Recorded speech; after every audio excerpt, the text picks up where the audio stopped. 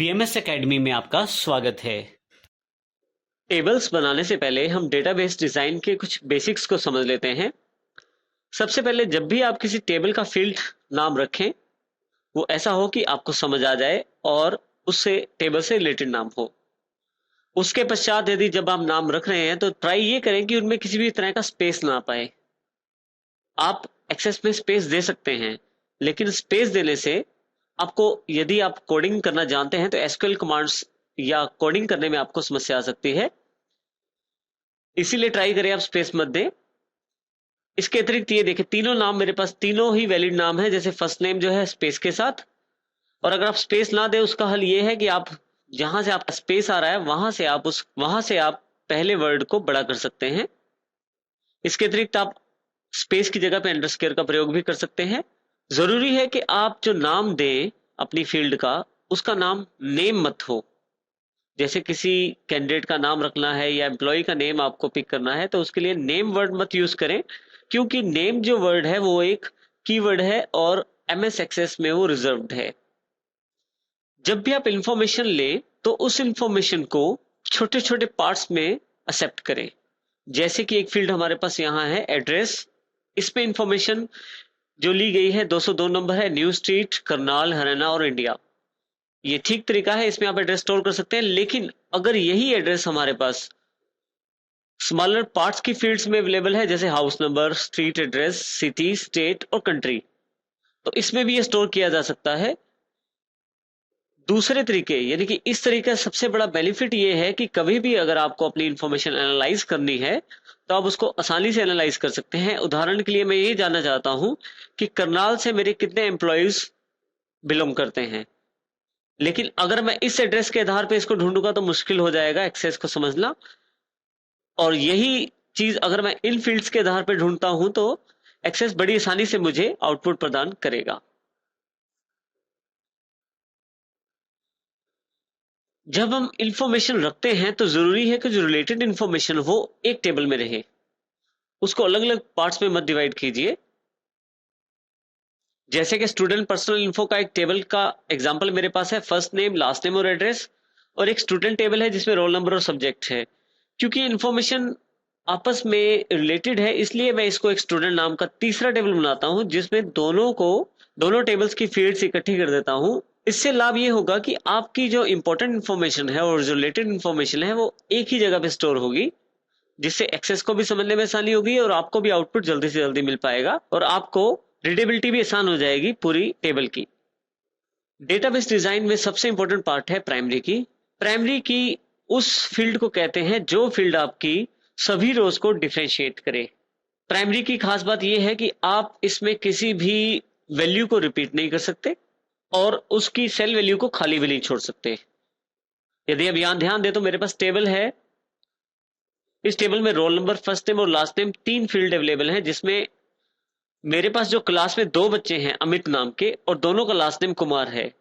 अगर मैं roll number यहाँ यानी कि प्राइमरी की ना लगाऊं तो मेरे लिए मुश्किल हो जाएगा कि कौन सा अमित है जिससे मैं बात करना चाहता हूं या कौन सा अमित है जिसके बारे में मैं बात कर रहा हूं। जबकि रोल नंबर से स्पेसिफाई करना आसान हो जाता है, इसलिए प्राइमरी की जरूरी है यहाँ पे देनी। तो इस तरह से यदि आप प्राइमरी की देते हैं तो इससे आपकी सभी जो रोज होती हैं वो डिफरेंशिएट हो जाती हैं एक दूसरे से और आपकी सभी रोज यूनिक रहती हैं। हमारे पास एक टेबल है जिसमें सेल दिखाई गई है मार्च मंथ की, जिसमें प्रोडक्ट आईडी, प्रोडक्ट का नाम, कितनी सेल हुई, किस डीलर को माल बेचा गया और डीलर कौन से शहर से बिलोंग करता है। ये इंफॉर्मेशन मेरे पास इस टेबल में स्टोर है। यदि आप ध्यान से देखें तो इस टेबल में काफी सारा डेटा जो है रिपीट होता जा रहा है। बार बार हमें उसी डेटा को टाइप करना पड़ रहा है, जिससे मैं स्पेस को बिना वजह ही असाइन करता जा रहा हूं, जिससे कि बिना वजह ही एक ही वैल्यू को आपको बार बार टाइप करना पड़ रहा है और वो कंप्यूटर में अपना स्पेस भी घेर रहा है।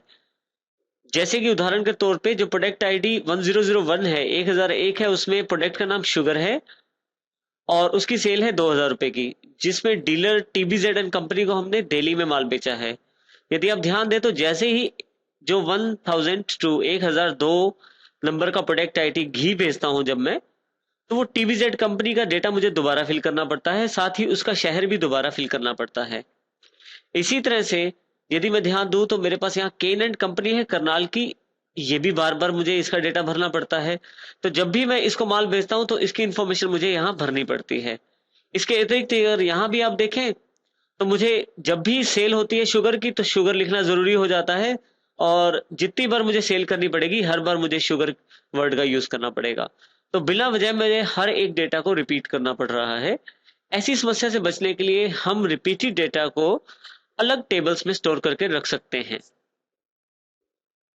यहाँ एक समस्या और भी आती है। मान लीजिए मुझे किसी रिकॉर्ड को अपडेट करना है, तो उसके लिए मुझे हर एक जगह चेंजेस करना पड़ेगा, हर एक जगह चेंज करना पड़ेगा।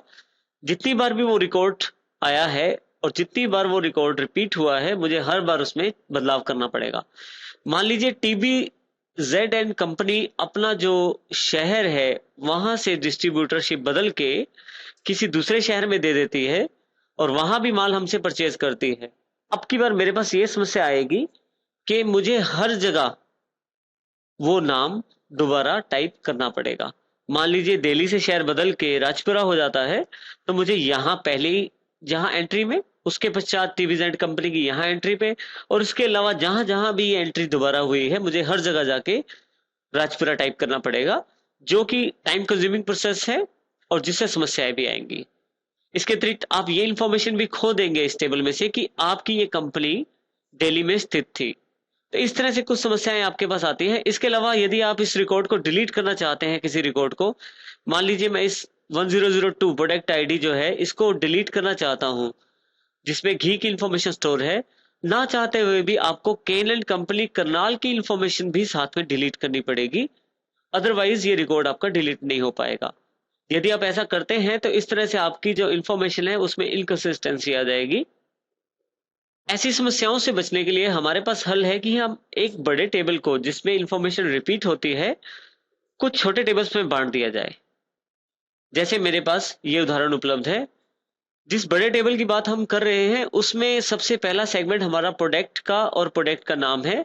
इसको मैंने अलग से एक छोटे टेबल में स्टोर कर दिया है, जिसमें प्रोडक्ट आईडी और प्रोडक्ट का नाम, दो चीजें स्टोर की हैं। इसी तरह से मैंने डीलर का नाम और डीलर का शहर एक अलग से टेबल में स्टोर कर दिया है, जिसमें अलग से एक फील्ड ऐड की गई है, डीलर आईडी। हर एक डीलर आईडी एक अलग डीलर को रिप्रेजेंट करती है। और इसी के आधार पर यदि आप देखें तो एक तीसरा टेबल भी बनाया गया है जो सेल को रिप्रेजेंट करता है, जिसमें बिल नंबर, यानी कि जो सेल की गई है जिस बिल नंबर से, उसके अलावा सेल कितनी की गई है। और यहाँ पे हमने फॉरेन की कॉन्सेप्ट पढ़ा है, बिल्कुल उसी कॉन्सेप्ट का प्रयोग करते हुए प्रोडक्ट आईडी को यहाँ प्रयोग किया गया है, जिससे ये वाला टेबल इस वाले टेबल से रिलेट हो जाएगा। और इसी तरह से डीलर आईडी की इंफॉर्मेशन भी यहाँ रखी गई है, जिससे आप इस इंफॉर्मेशन को डीलर वाले टेबल से रिलेट कर सकते हैं। इस तरह से आप बड़ी इंफॉर्मेशन को छोटे छोटे टेबल्स में बांट के सुनियोजित तरीके से रख सकते हैं। और जब भी हम टेबल बनाते हैं तो ये मुख्य चीजें रहती हैं जिसका हमें ध्यान देना बहुत जरूरी होता है। इन चीजों का ध्यान रखें, हम अपने टेबल्स में कंसिस्टेंसी ला सकते हैं, डेटा को ढंग से रख सकते, और उसके लिए हमें चेंजेस करने में या ऐड करने में डेटा या डिलीट करने में किसी भी प्रकार की किसी भी परेशानी का सामना नहीं करना पड़ेगा।